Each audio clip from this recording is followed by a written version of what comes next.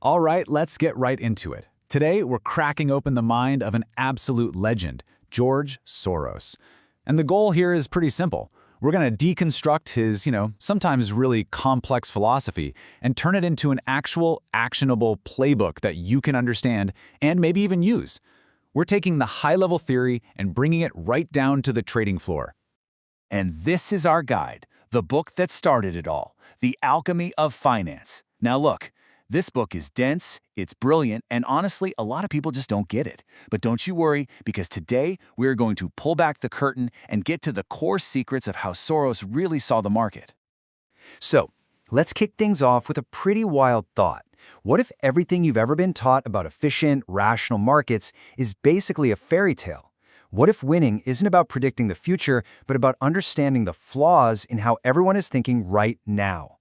That one question? That's what drove George Soros' entire career. To really get what Soros was doing, you first have to understand what he was up against. So we're going to start with the old guard of financial theory, the very ideas that he was trying to tear down.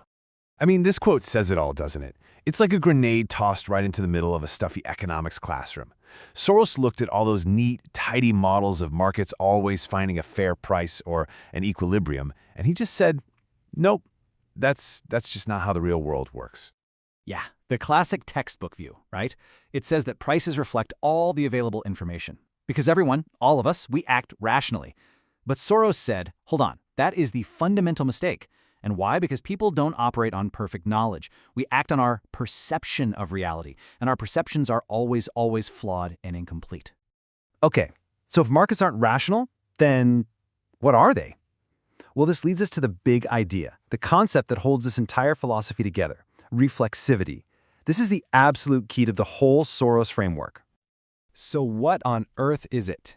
Well, put simply, reflexivity is a feedback loop. See, our beliefs as investors, our biases, they don't just reflect reality, they actively create it. Think about it. A rising stock price driven by pure optimism can actually help a company's business by letting them raise capital for cheap. That new reality then reinforces the original optimistic belief, and boom, you've got a powerful self-feeding loop. And this chart just nails the difference. The traditional view, it's a one-way street. The company's fundamentals determine the price. End of story.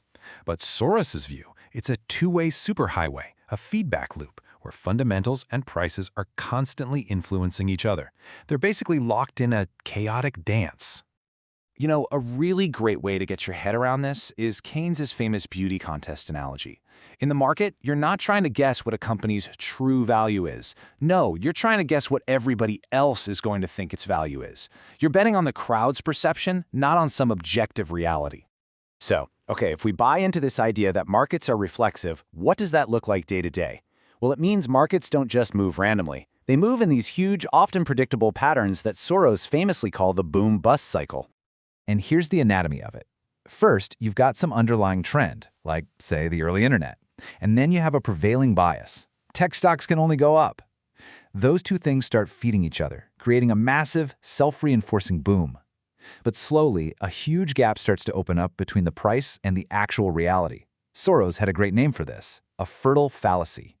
And once the market finally recognizes that flaw, bam, you hit the inflection point, and the whole thing violently reverses into a bust. And look, this wasn't just some theory he cooked up after the fact. In the book, he literally details his real-time experiment where he put his own money on the line. I mean, you can see it right here in this chart from the book. That's him mapping the boom-bust pattern in the Deutschermark and using his own framework to trade these massive swings. Okay, we've got the theory down. We understand reflexivity, we understand the boom-bust cycle, but how do we actually trade this? This is where we get practical. We're turning all this philosophy into an actionable playbook. And this right here is the absolute heart of the strategy. Soros believed the whole game was about one thing, finding the flaw. You don't have to be a genius who can predict the future. You just have to be a detective who can spot the market's current big misunderstanding. If you can find the flaw, you found your trade. So here it is, the playbook. Step 1, form a hypothesis. Figure out what trend and what bias are starting to cook. Step 2, and this is everything, find the flaw. What is that fertile fallacy? What is everyone getting wrong? Step 3, dip your toe in. Take a small position to test your theory. If the market starts moving your way, confirming your idea, you increase your size and you ride that trend. But the whole time, your eyes are peeled for that inflection point, that moment when everyone else wakes up to the flaw you spotted from the very beginning. Now check this out, because this is wild. For Soros, spotting the flaw wasn't just some intellectual game, it was physical. His own son, Robert, tells this incredible story that whenever his dad's hypothesis was wrong, when his central idea was flawed, he'd get this terrible, crippling backache. It was like his body's own early warning system. And the lesson here is just so powerful. Soros treated pain, whether it was physical pain from a bad back or the financial pain of a trade going against him, as a critical signal. It wasn't something to be ignored or pushed through. No, it was a blinking red light telling him his main thesis was wrong and it was time to get out or seriously rethink things.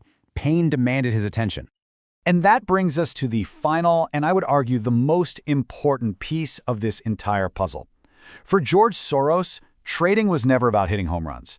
It was about one thing and one thing only: survival. This was supposedly one of his favorite sayings, and it just perfectly captures his whole attitude toward risk. Being right was nice, but it wasn't the goal. The number one goal was to protect your capital so you could stay in the game long enough to find those 1 or 2 amazing opportunities where you could really bet big.